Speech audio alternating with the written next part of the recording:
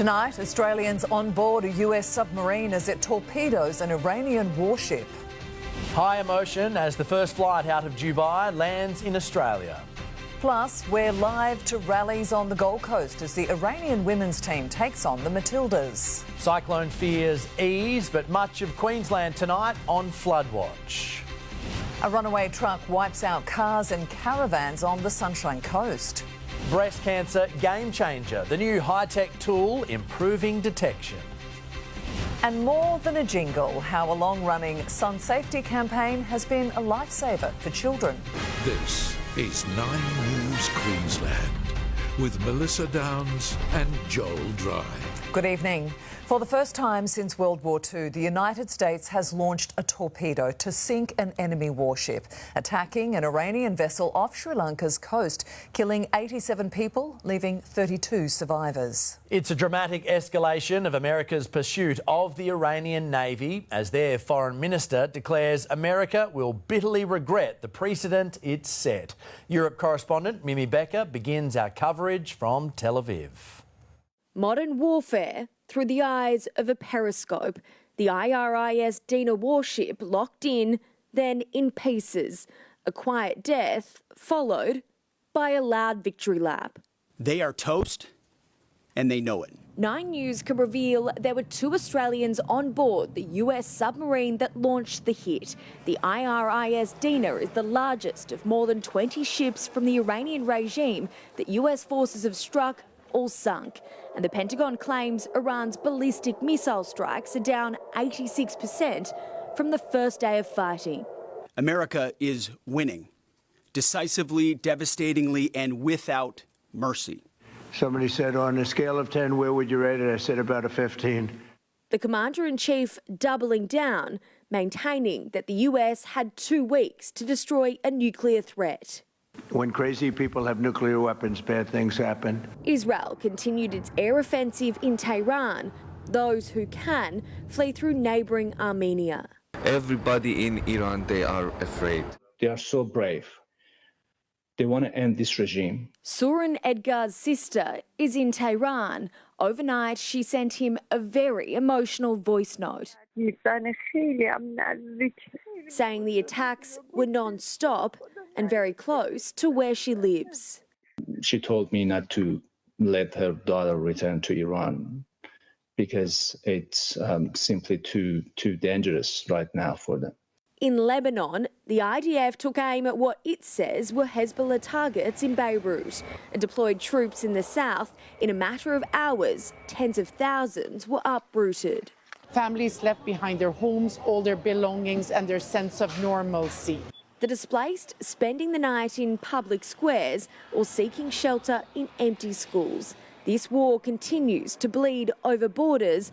Baghdad was engulfed in darkness after a power cut, missiles landing in Syria becoming a makeshift playground. And while it appears Iran's return fire is depleted, the threats have not disappeared. Hospitals moving their operations underground, like the Khalid Health Service. So here are all the very, very ill patients of the hospital, which we should provide them continuously the best care, even under war. The youngest little lives protected. Gal Al-Azir's baby boy was born on the day of the first strikes. We chose the name Shalev, which is mean peaceful. We hope he will bring us peace and quietness, and he will be the antithesis of this situation. Where these little people have joined us in the world at a time which they have not chosen, but we have to be sure that we give them a safe place. In underground shelters across Tel Aviv, people and puppies wait for a missile threat to subside. Among them, Hosro Namati, an Iranian-American in Israel. And I'm so glad it's happened. This regime is going out. This is my dream. So are you happy that the Israelis and US have struck Iran and started this war? Yes, we are very happy. They did the best. In Tel Aviv, Mimi Becker, 9 News. And Mimi is in Tel Aviv. Mimi, despite the extraordinary events that are unfolding, life appears to be returning to normal.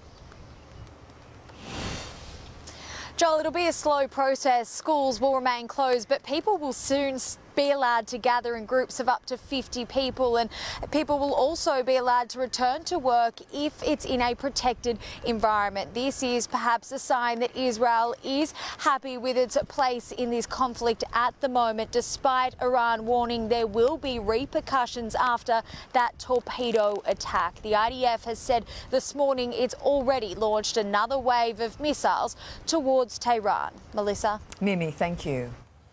NATO has shot down an Iranian missile fired towards Turkey as the potential for more nations to be drawn into the conflict rises. It comes as a bid to rein in Trump's war powers was blocked by the US Senate.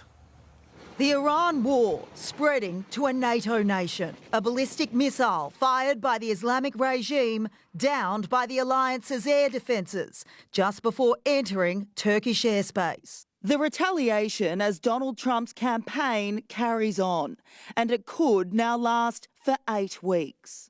Death and destruction from the sky all day long. We're playing for keeps. The US Senate blocking a bid to rein in the US president's war powers. Political support on the home front for now. Allies across the Atlantic more uncertain. Is your special relationship with President Trump dead, Prime Minister?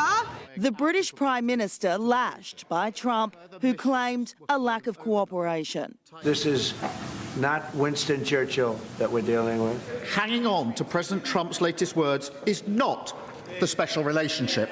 Sir Keir Starmer says fighter jets have flown to the region and helicopters with anti-drone capabilities will be there soon. The Spanish Prime Minister unequivocal, despite threats to end trade. No to the war, he says.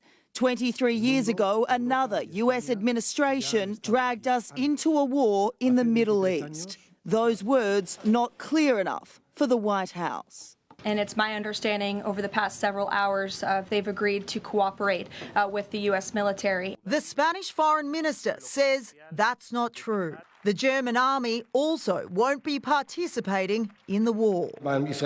History teaches us that starting wars is much easier than ending them, the country's defence minister says. Here at Portsmouth Harbour, the Royal Navy is preparing HMS Dragon to be deployed to Cyprus in the coming days. The destroyer taking on ammunition here and units capable of firing 8 missiles in 10 seconds. Greece sending warships and fighter jets there too, a defensive deployment to protect their own assets. In the United Kingdom, Hannah Sinclair, 9 News.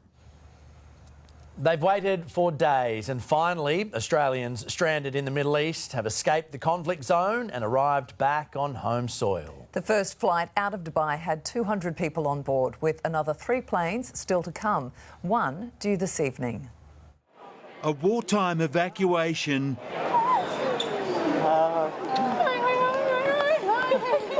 and home never felt so good. Yeah, she's back! The arrival hall at Sydney Airport overflowing with relief and joy for loved ones who've been trapped for 5 days in an unfolding battle.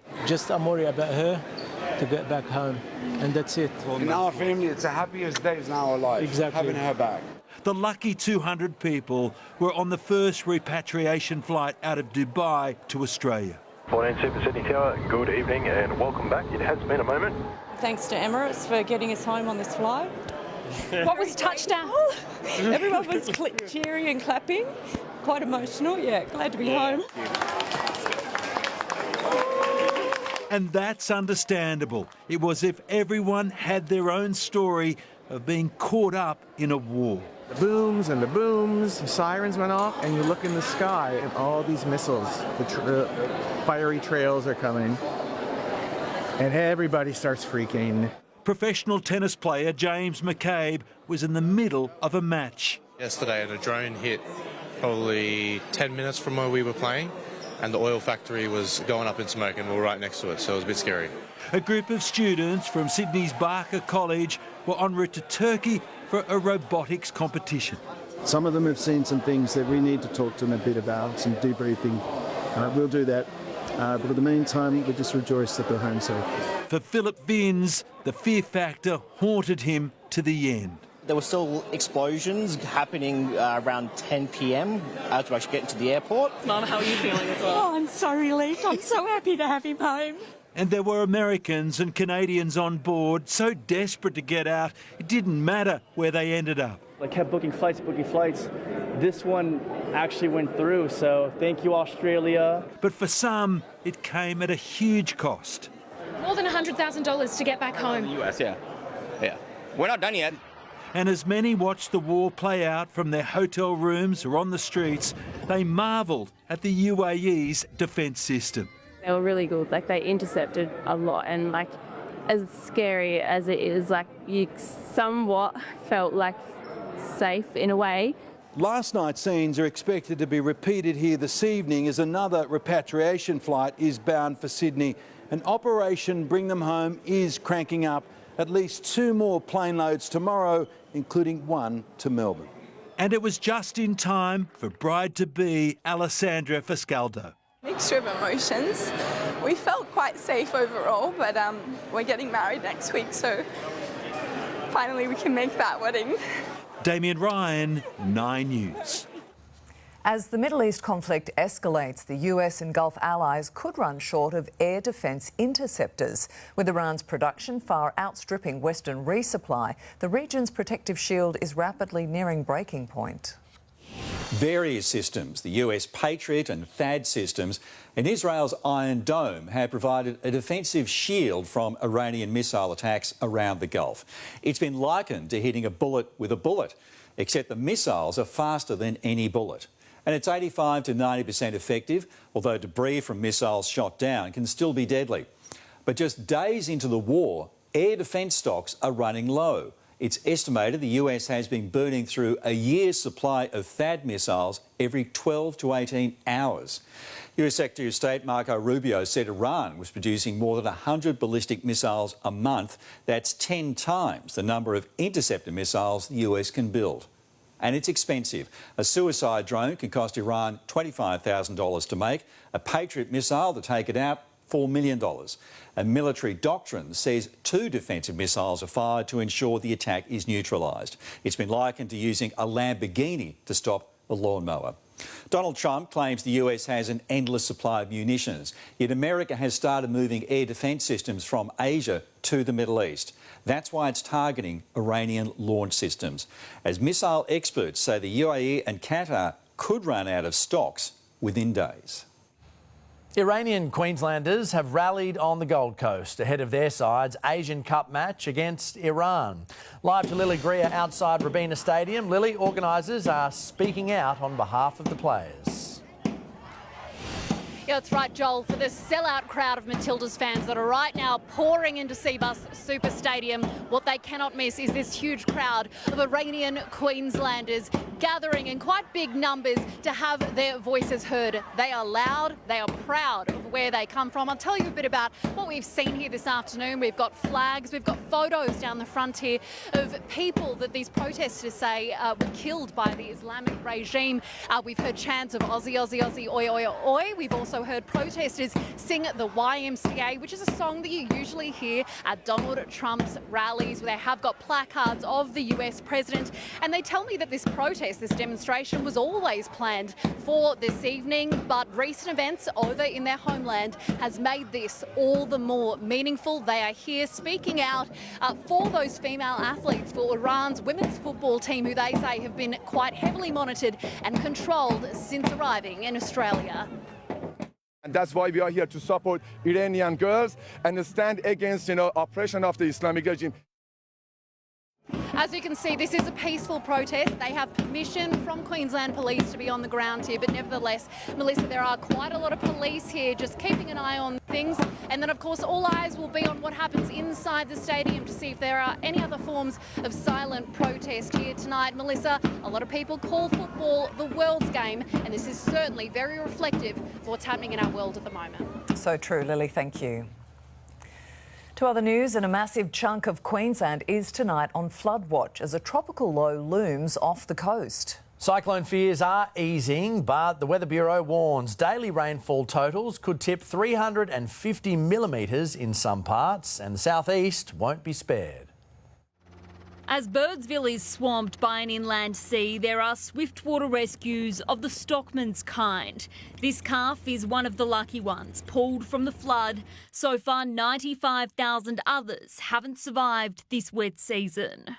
Widespread and damaging flooding has already caused stock losses and damage to infrastructure in many parts of Queensland. And it's not done with us just yet. Isolated daily rainfall totals, even all the way up to 350 millimetres. A tropical low sitting offshore from Port Douglas is now less likely to generate cyclone-strength winds, but still poses a significant flood risk, predicted to cross the coast between Cairns and Townsville tomorrow.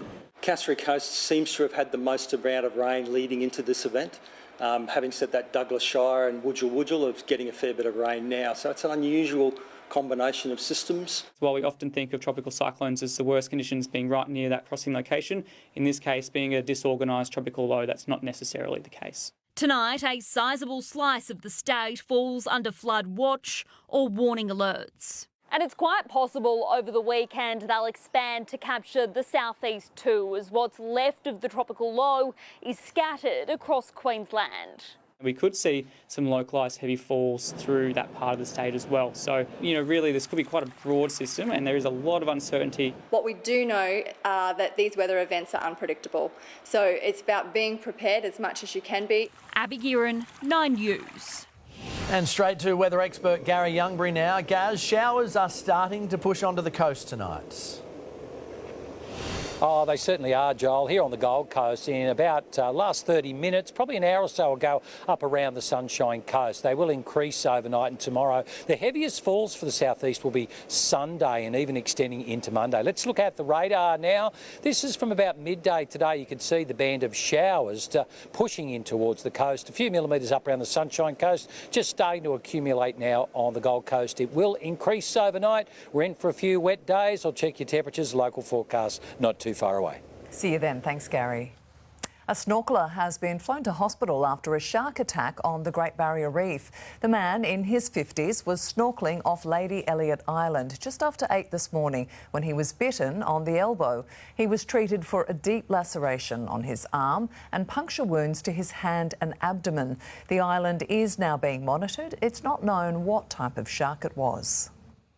In a dramatic twist, the coronial inquest into the 2021 murder of Gold Coast mother Kelly Wilkinson, due to finish today, has been put on hold. At the 11th hour, her family made a successful application to adjourn the inquest, presenting new evidence about Kelly's attempts to seek help from police in the days before her death. We would like to thank the coroner for having a closer look at the issues around Kelly's death, and we look forward to seeing the recommendations for future improvements. The new allegations will be investigated by the Ethical Standards Command before the inquest can continue. Kyle Sandilands breaks cover for the first time since his bosses pulled the plug. A runaway truck leaves a trail of destruction on a steep suburban hill. Just a matter of time, the bombshell admission investigating a deadly Queensland ziplining accident. And after sport, slip, slop, success. How the Long campaign has been a lifesaver for younger generations.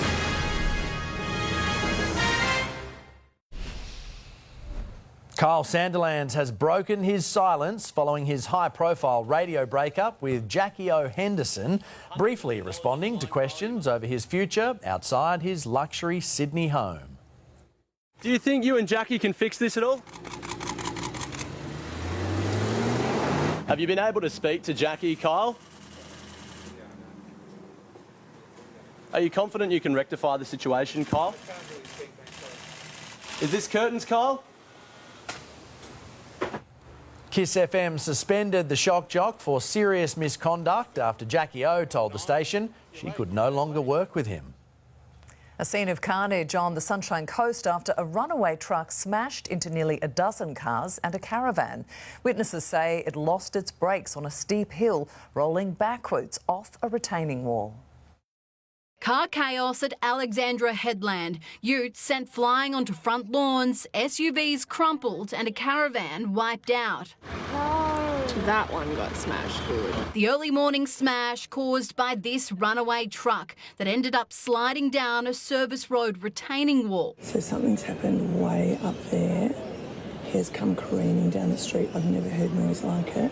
Former federal politician Mal Brough, one of many caught up in the drama. His 2 cars and caravan had to be towed away, with his front fence and letterbox also damaged. Went airborne across here past over one car sitting in front of our driveway and into our van, and spun our other car around here, and it's ended up in the back of the van. That poor bugger, he was screaming out the window, got no brakes, and he's doing the best he can. It's understood the truck was carrying Besser blocks for renovations at a house a few doors up. The driver went up the hill to make a U-turn when the brakes gave out. I think he's done an amazing job. The fact that he's just collected the cars, no one's houses, no one else was injured. The truck driver was looked over by paramedics, but he didn't need to be taken to hospital. Several tow trucks were needed, though, to help clear the scene and clean up an expensive mess. Hataya Gripsky, 9 News. The coroner has heard a zipline failure that caused the death of a 50-year-old man in Cairns was just a matter of time. An engineer who provided a safety report in the aftermath of the October 2019 fatality, telling an inquest the rope wire grips were loose and should never have been used on the zipline. It was going to occur either to the Sandersons or some people earlier or some time in the future. Dean Sanderson's widow pleaded with the coroner this afternoon to do all he can to prevent a similar tragedy. Breast cancer game changer tonight, using AI in screening programs for more accuracy. A little later, the new tool to pick up risk factors humans might not see. Breaking news, the government's Bondi response laws pass with a twist as a social media scandal enters its 3rd day. Clean takedown, accused thieves sniffed out in a Gold Coast laundry. And statistics surprise why it appears almost no one is smoking cigarettes.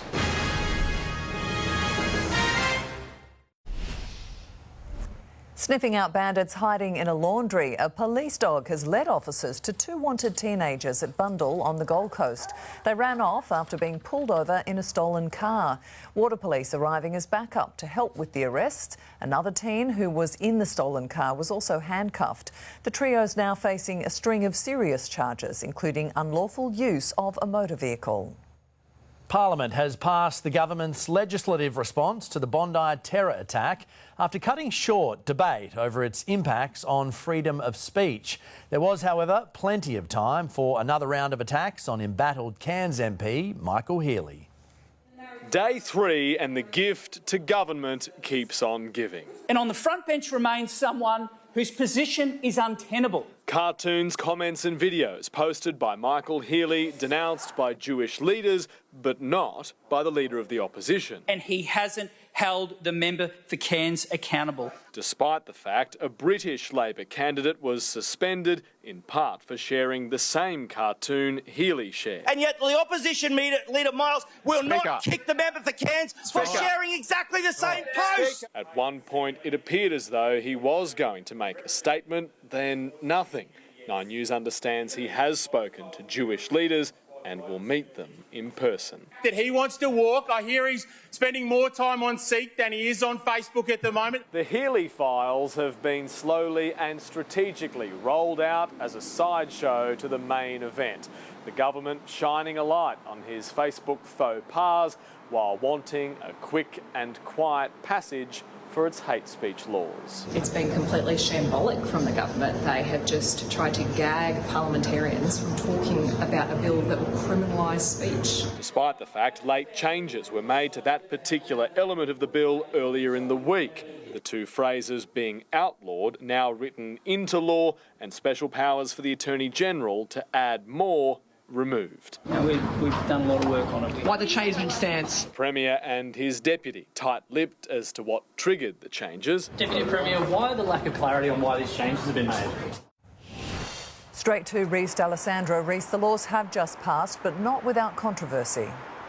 That's right, Melissa, they have passed, but in a shock twist without the support of the Labor Party, despite the fact the opposition said it would be supporting the LNP's response to the Bondi terror attack. The opposition tonight saying it's because of that government gag on the debate around some of the hate speech elements of this bill this afternoon. Shadow Minister, could you explain why Labor's voted against that bill? We believe in freedom of speech. The Labor Party just voted and put the interests of terrorists and criminals ahead of our Jewish family and friends in the state. It is disgusting. Joel, worth noting, a number of Labor MPs were absent from the chamber entirely as the vote took place this evening. A surprise end to a very noisy sitting week here at Parliament. Certainly has been. Thank you, Reece. Former star casino bosses in hot water. Why two ex-executives now face massive fines. Middle Power Alliance. Canada's Prime Minister arrives in Canberra. And breast cancer game changer. AI to improve detection.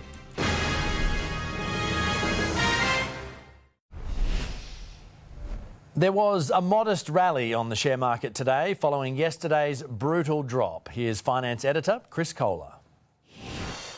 It was a more than $60 billion wipeout yesterday, and investors were licking their wounds today.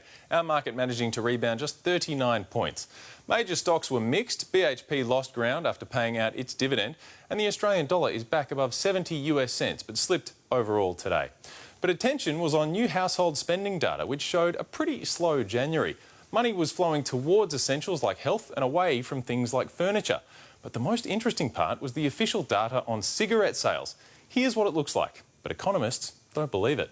It looks like pretty much no one is smoking anymore, but the ABS says it's not capturing the shift to illicit purchases. In other words, the criminal tobacco industry is getting a lot of the money, but we don't know how much. Checking fuel now. The average price for unleaded petrol in Brisbane is nearly $2.10. Diesel is $1.96. The average for unleaded on the Gold Coast is $2.06.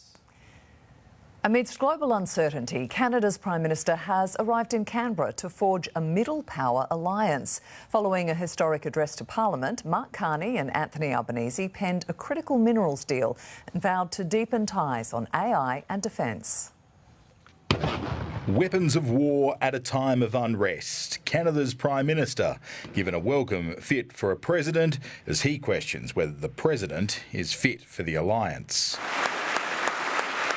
Addressing a joint session of Parliament with a new plan for a joint future. Two sovereign nations, two proud democracies, the true north and the land down under, navigating with the same values. Values from trade to technology, the military to mining. Together we produce 1/3 of global lithium, 1/3 of global uranium, 40% of iron ore. In fairness, that's largely you. Signing a new deal for critical minerals, a foundation for a new partnership of middle powers to stand up to the might of China and the United States. When we work together, it is on the basis of our shared convictions, not mutual convenience. The rules-based international order has been exposed as wishful thinking of a bygone and benign era. The visit comes at a time of great change for Canada. Prime Minister Carney pivoting away from his nearest neighbour in America and to like-minded friends around the globe. The world will always be driven by great powers, but it can also be shaped by middle powers that trust each other and act with speed and purpose. Prime Minister Carney, you spoke a lot about trust in your speech. Do you trust Donald Trump? And can Australia trust Donald Trump? We need to build on what we have in order to re-establish that trust commercially. The Carney plan to include Europe, India and Japan. When the rules no longer protect you, you must defend yourself. Charles Croucher, 9 News. Two ex-Star Casino executives are facing fines of up to $1 million after they were found to have broken the law by failing to act on money laundering. Ex-CEO Matt Beckier and General Counsel Paula Martin found to have breached their corporate duties. This was an important case for ASIC to take, given the concerns we had with how Star was managing its affairs. The pair also now face leadership bans. The NRL returns to Australian soil, live to Melbourne for the Storm Eels grudge match. Nathan Cleary's kitchen nightmare on the eve of the Broncos' Suncorp showdown with the Panthers. At the end of sport, slip, slop, slap. The long-running campaign proven to save lives. And after a mostly fine day, the showers moved onto the coast this afternoon. They are set to continue, and some heavier falls in your 7-day outlook. Your full forecast not far away.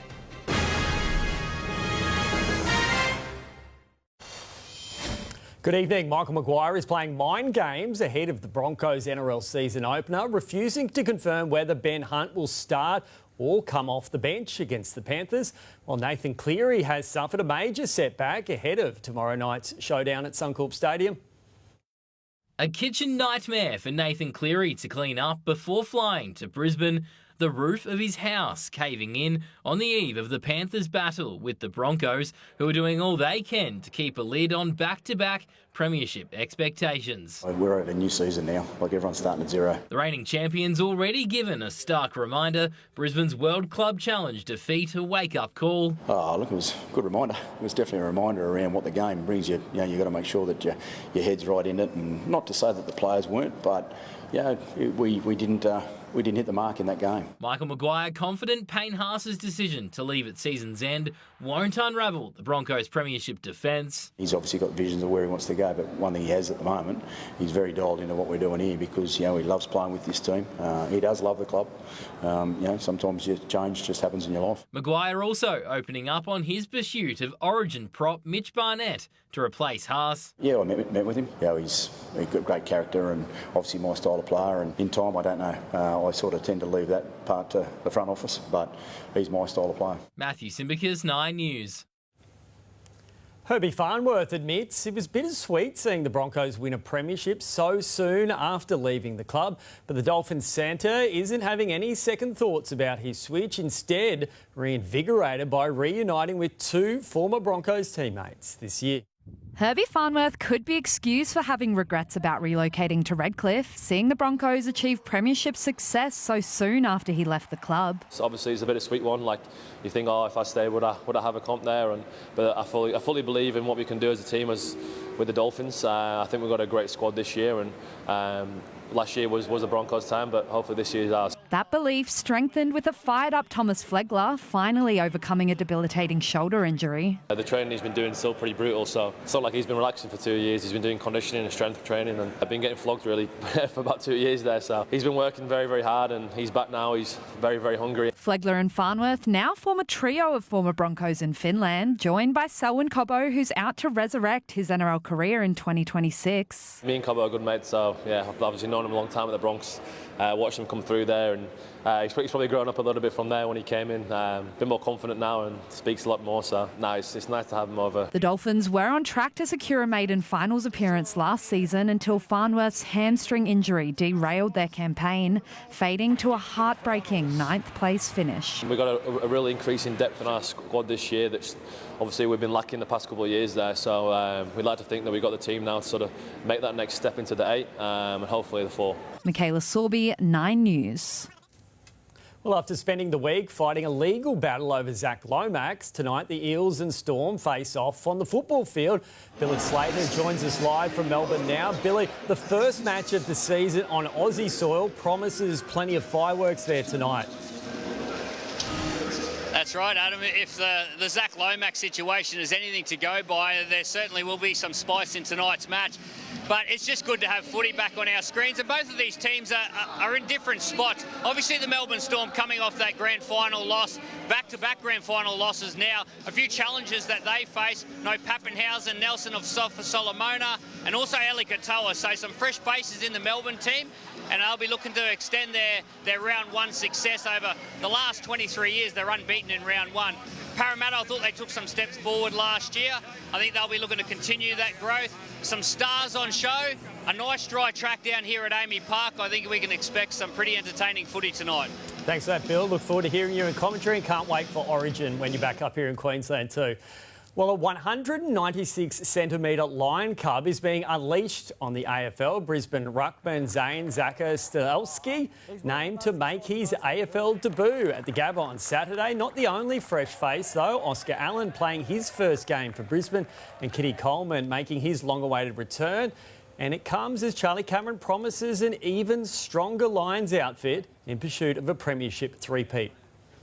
Kitty, Link McCarthy, even Jarrett Berry missed the grand final last year. We know there's some quality players that are coming in as well with Oscar Allen and Draper as well. So, and young Dan Annabelle has had an unbelievable pre-season. So, you're nervous if you're in the AFL team and trying to keep your spot.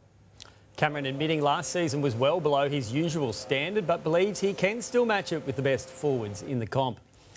Formula One mania has taken over Melbourne. Motorsport fans racing to claim pole position on the first official day of the Australian Grand Prix. Oscar Piastri, the man everyone wanted to see, mobbed upon his arrival at Albert Park.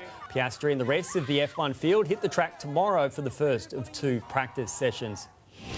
Some sharp catching from Matt Renshaw helped the Bulls roll WA for 210 on the opening day of their Shield clash at Allan Border Field, but Queensland hasn't fared much better in response. This diving effort from Josh Inglis dismissing Marnus Labuschagne for a duck.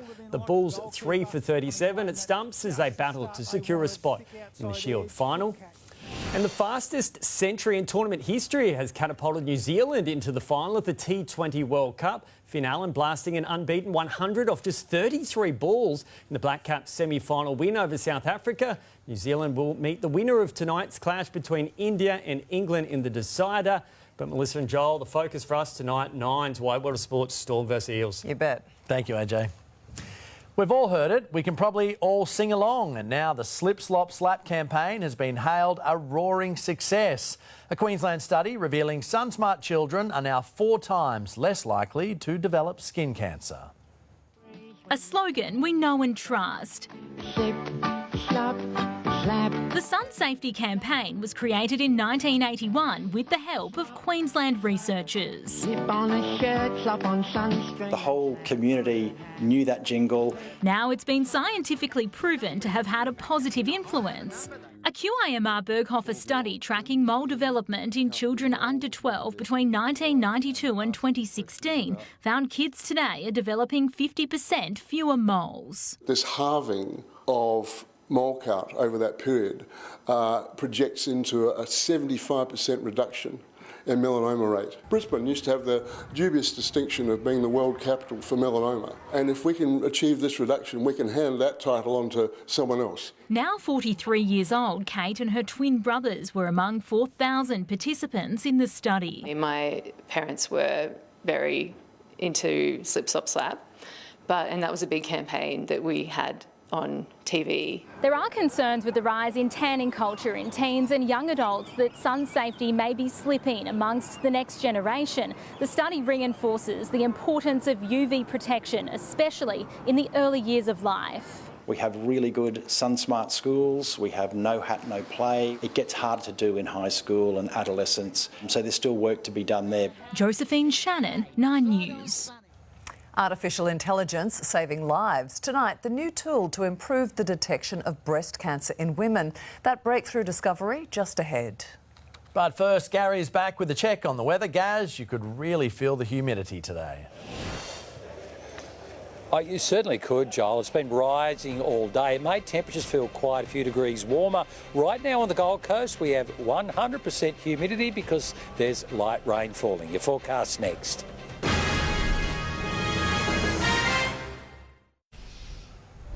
Now to a breakthrough discovery using artificial intelligence that could save the life of every breast cancer patient. Australian researchers developing an AI tool that identifies signs of breast cancer, improving early detection. Using AI, Associate Professor Helen Fraser has helped develop a tool that predicts breast cancer. We've been able to train the algorithm on millions of mammographic images. Currently, mammogram images are reviewed by 2 radiologists. If they disagree on a finding, it's sent to a third. The AI tool evaluates the same images using an algorithm to detect signs or risks of cancer. Researchers say it doesn't take over the role of a radiologist but assists them to improve the accuracy and efficiency of breast screening.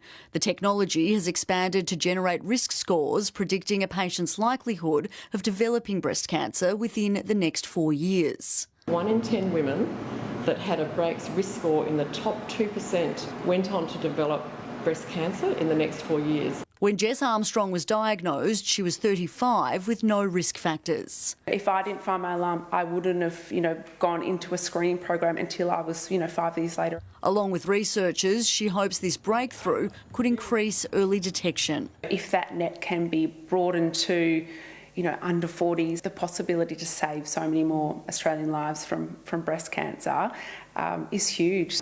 The detection tool is currently being trialled in some breast screen programs. Researchers hope it will eventually be rolled out across the country. We have the potential to detect every woman's cancer early and save every life. Penelope Leash, 9 News. Time now for your full weather forecast. Gaz, are we still expecting some heavy rain in the southeast? Oh, we are, Joel, at this point. A lot going on over our state. Thankfully, that tropical low weakening in the far north, but most of Queensland, certainly the eastern parts, will see rain over the next few days. Just starting to increase a little bit here on the Gold Coast. Showers again tomorrow and some into Saturday. But Sunday and Monday should see the heaviest falls for southeast Queensland. Let's get into temperatures now with our flyover across the southeast. As I mentioned earlier, it felt a few degrees warmer due to the high humidity today. 29 degrees recorded around the coast and bayside suburbs, 30 in Brisbane at 3 p.m. the Savo. Oakey and Warwick hit 32, Gatton and Archerfield 31. The weather map: an active monsoon and low pressure systems over the tropics, spreading widespread showers and storms, extending all the way down over eastern Queensland and even New South Wales. Capital, sunny and hot for Perth, high 30s, Adelaide and Melbourne, mid-20s, possible shower Canberra, Sydney and Hobart. We are looking at rain in Darwin.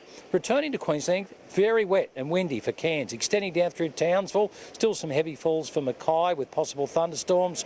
Rocky and Gladstone cloudy with showers and the chance of storms. Bundaberg, Maryborough and Gympie, showers with possible late storms. Partly cloudy at Mount Isa, Longreach 38 degrees and just the chance of a late shower and storm. Here in the southeast, cloudy, scattered showers, possible evening storm tomorrow. Temperatures reaching 29 on the coast and bayside, low 30s inland. Moreton Bay, east-southeast, once again, 15 to 20 knots, not too comfortable offshore. Brisbane, morning showers easing a little bit through the day, a high of 29 degrees. Your outlook: Saturday, cloudy with a shower or two. Heavier falls Sunday, Monday. Shower or two Tuesday, should start to clear up Wednesday. Ipswich, Saturday, a few showers. Sunday and Monday, widespread showers and a shower or two for Tuesday. For the Gold Coast, Saturday, a shower or two. Sunday and Monday, widespread falls. Tuesday, a few showers, clearing for Wednesday. Finally, Sunshine Coast, Saturday cloudy, scattered showers. Heavier falls also for Sunday and Monday. Look, expecting a couple of showers on Tuesday, and there may even be a lingering shower into Wednesday. Starting to get a little bit heavier here on the Gold Coast. We are going to see bursts of showers. They are coming in from offshore, so the heaviest falls will be on the coastal fringe, but a little wet for the next few days, team. Garry, thank you for that.